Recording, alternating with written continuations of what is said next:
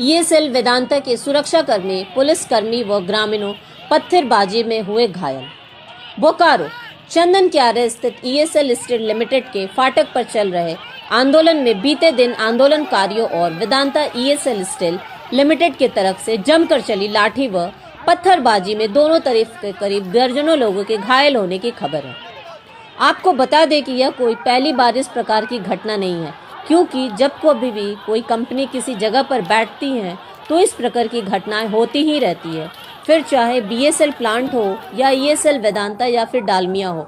क्योंकि दरअसल होता है कि जहां कंपनी बैठती है वहां पर वहां के आसपास के कई गांव व लोगों से कंपनियां जमीन लेकर कंपनी को चालू किया जाता है, जिसमें स्थानीय लोगों का भी ख्याल रखने की बात की जाती है।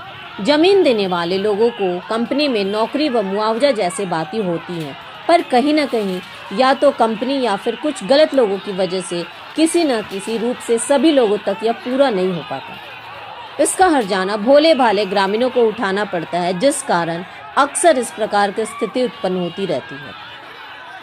अब ऐसे में सवाल यह उठता है कि क्या अपनी जमीन देने वाले गरीब ग्रामीणों को आखिर कब तक अपने हक के लिए आंदोलन करने को मजबूर रहेंगे। वहीं इस पूरे मामले पर ईएसएल वेदांता का वक्तव्य है कि 13 जून 2023 को ईएसएल, जेबीके, एसएस और थाना प्रभारी सियालजोड़ी बंगदिया के बीच त्रिपक्षीय चर्चा के सभी 13 बिंदुओं में से 90% का सौहार्दपूर्ण समाधान हो गया है। फिर भी इस्पात कारखाने के निर्माण के लिए जिन लोगों ने अपनी अपनी जमीन दी थी, उनमें से हर एक को पर्याप्त और न्यायोचित रूप से क्षतिपूर्ति कर दी गई है। कंपनी ने यह सुनिश्चित करने के लिए पर्याप्त समय लगाया कि कारखाने की स्थापना के लिए अपनी जमीन दान दें करने वाला एक अकेला व्यक्ति छूट नहीं जाए।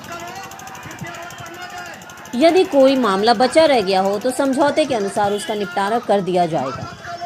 वेदांता ईएसएल स्टील लिमिटेड के वक्तव्य है कि ईएसएल वेदांता कहती रही है कि समस्याओं को बातचीत से हल किया जाए, लेकिन स्थानीय लोगों ने कानून को अपने हाथों में ले लिया है। वे पुलिस और कंपनी के सुरक्षा कर्मचारियों पर पत्थरबाजी और डंडों तथा पत्थरों से हमला कर रहे हैं। वहीं घटना स्थल पर मार्क्सिस्ट के अवरूप चटर्जी भी पहुंचे और पूरा जायजा लिया। मौके पर अवरूप चटर्जी ने कहा कि इस प्रकार से कंपनी द्वारा निहत्थे ग्रामीणों पर कार्रवाई करना निंदनीय है। जो ग्रामीणों का जो हक है कंपनी को देना ही होगा। धरना पे बैठे हुए थे अपने मांगों को लेकर के, क्या मांगे थी इन लोगों की और क्या जो मतलब प्रशासन के द्वारा और इन लोगों के द्वारा जो लाठीचार्ज हुआ, ये सही है? नहीं, देखिए 13 सूत्री मांगों को लेकर ये आंदोलन चल रही है। आगे भी ये तमाम मांगों को लेकर हम लोग इलेक्ट्रो स्टील रहते हुए 2013 में लड़ाई की और उस समय भी बात हुई थी जो तमाम रैयतों को वहाँ नौकरी मिलेगी, जिनकी भी जमीन गई है सभी को नौकरी मिलेगी। लेकिन इलेक्ट्रो स्टील जाने के बाद, वेदांता आने के बाद कोई भी लोगों को नौकरी नहीं दी। जो लोगों को नौकरी मिली है उन लोगों की सैलरी आज भी बहुत ही कम है, निम्न स्तर का है।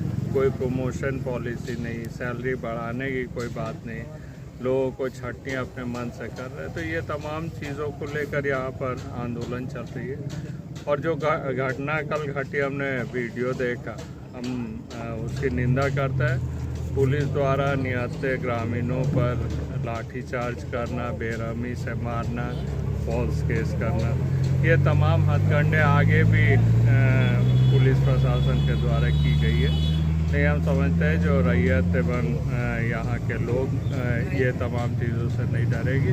लोग अपने हक के लिए लड़ाई करेंगे। इधर हर लड़ाई में उनकी साथ। इधर इलेक्ट्रो स्टील का कहना है वेदांता का कि मतलब उनके पास जो भी लिस्ट दिया गया उसके अनुसार उन्होंने सारे ग्रामीणों को नौकरी दे दिया है, फिर भी अगर कोई बच गया है तो उनको वो देने के लिए तैयार है।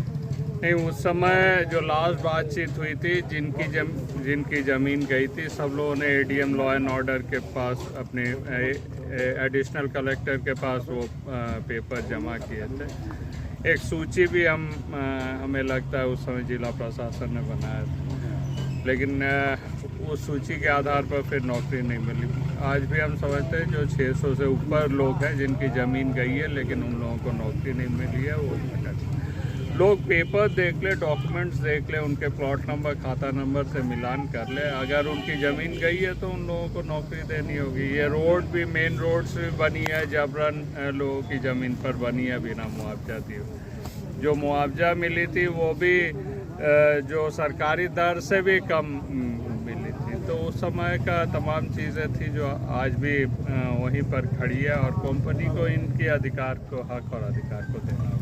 क्या लगता है मतलब क्यों नहीं आखिर कंपनी जो है कि ग्रामीणों का हक और ये देती है? प्रायः देखा जाता है कि कंपनी जब बैठती है तो वहाँ के लोग विस्थापित हो जाते हैं और वहाँ के लोगों का धीरे धीरे ज़िंदगी इतना ख़राब हो जाता है।